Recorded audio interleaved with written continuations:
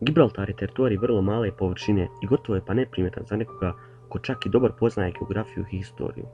Nalazi se na samom jugu Pirinejskog poluotoka, iako ovaj teritorij ili država graniči samo sa Španijom, taj njihov sjeverni susjed ne polaže nikakva prava na njih iako su u par navrata u historiji to imali. Ovaj teritorij već 3 stoljeća pripada u stvari Velikoj Britaniji. Iako je ovaj teritorij dosta mal, imao je dosta burnu historiju.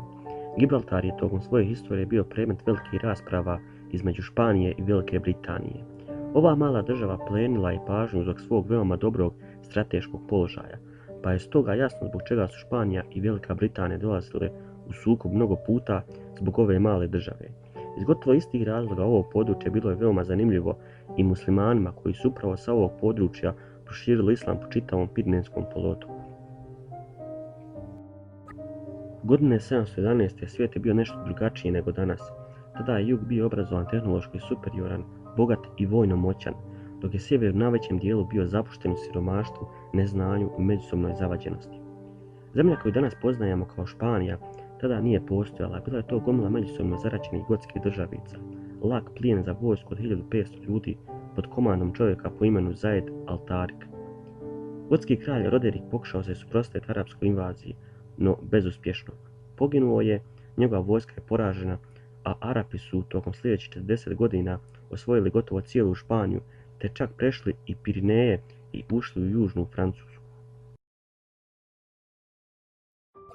Danas nema Arapa u Španiji, osim siromašnih migranata iz Maroka, Tunisa ili Alžira.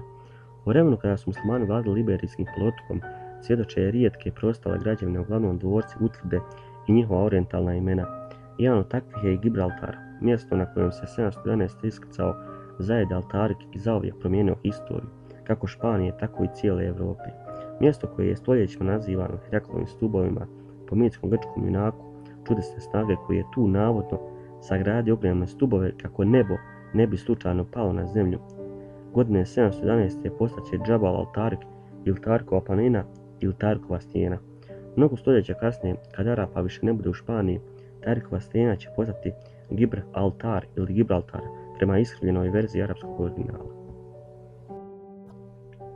Ni Španci neće dugo uživati u lijepom pogledu sa najčuvenije, najpoželjnije i najjužnije stijene u Europi. Godine 1704. Gibraltar će im preoteti Britanci i tu će ostati do danas, na veliku žalost i tugu službenog Madrida. Sve što je Španija pokušala učiniti kako bi pod svoju zastavu vratila ovaj takozvani zlatni zub neslavno je propalo, pa čak i 2 referenduma, jedan organizovan 1969. a drugi 2002. godine. Onaj ko će donijeti konačnu odluku neće biti ni britanska ni španska vlada, nego narod Gibraltara na referendumu. Narod Gibraltara je to već jednom učinio 1969. godine. Šta god oni odluče, mi ćemo biti iza toga. Rekao je u julu 2002. godine britanski ministar vanjskih poslova Jack Straw.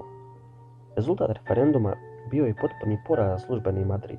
Čak 98,48% onih koji su izašli na referendum, a izašlo je 87,9% od registriranih birača u Gibraltaru, odlučilo je ostati pod vlašću britanske krune i reklo je još jedno veliko, odlučno ne vraćanju pod upravu Španije. Imalo su puno pravo za takvu odluku. Kao što smo naveli, Gibraltar danas pripada Ujedinjenom kraljevstvu. Službeni jezik je engleski koji se koristi u administraciji, školama i sl. Mada većina stanovništva priča španski zbog blizine te države, dok ima i manji postotak onih koji pričaju arapski. Živi negdje oko 30.000 stanovnika, Gibraltar ima svoje sportske selekcije u fudbalu, košarci, kriketu itd. Glavna religija na Gibraltaru je kršćanstvo. Većina stanovništva od oko 78% su pripadnici rimokatoličanstva. Katedrala Svete Marije Krunisane je napravljena u 16. vijeku i najstarija je katolička crkva na tom području. Od ostalih kršćana 7% su pripadnici crkve engleske koji posjećuju katedralu Svetog Trojstva, te pripadnici drugih crkava poput metodističke crkve, crkve škotske i drugih. Postoji zajednica Jehovnih svjedoka te crkva Isusa Krista, svetaca posljednjih dana. Druga religija po brojnosti je islam sa 4% od ukupnog stanovništva. Ovdje žive i Hindusi, pripadnici Bahaji religije i Jevreji.